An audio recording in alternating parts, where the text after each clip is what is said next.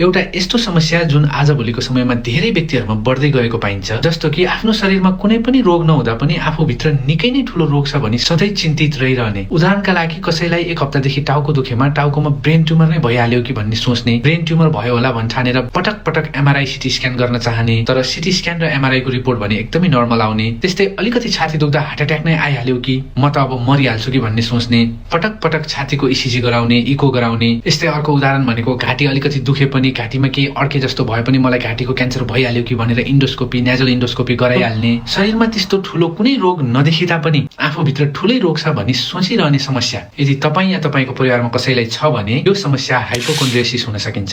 यो यस्तो मनको समस्या हो जहाँ तपाईँलाई मनको लक्षण भन्दा पनि शारीरिक लक्षण बढी देखिन्छ। यो समस्या भएको व्यक्तिमा टाउको दुख्ने, घाँटीमा केही अड्के जस्तो हुने, ग्यास्ट्रिकको समस्या भए जस्तो हुने, जिउ पोल्ने, तातिने, शरीर एकदमै गल्ने, दुख्ने पनि हुन्छ। यस्ता शारीरिक लक्षणहरू देख्दा बिरामीले भने मलाई ब्लड क्यान्सर भयो, ब्रेन ट्युमर भयो, हार्ट अट्याक नै आउला जस्तो भयो भन्ने सोच्छन्। चिकित्सकले सबै रिपोर्ट नर्मल छ भन्दा चित्त बुझाउँदैनन्। चिकित्सकले आफ्नो रोग पत्ता लगाउन सकेन भनी सोचिरहने, किनकि उसको मनभित्र आफूलाई निकै नै ठूलो रोग छ भन्ने परिसकेको हुन्छ।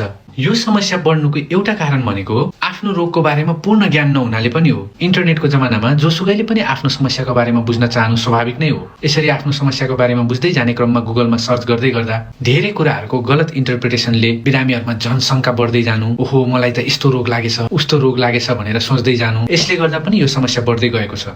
यदि यस्ता समस्याहरू भएर तपाईँले विभिन्न डाक्टरहरूलाई देखाइसक्नुभयो, सबै रिपोर्टहरू नर्मल आइसकेको छ भने एकपल्ट हाइपोकोन्ड्रियोसिस हो कि भनेर नजिकैको मनोरोग विशेषज्ञसँग जचाउनु होला।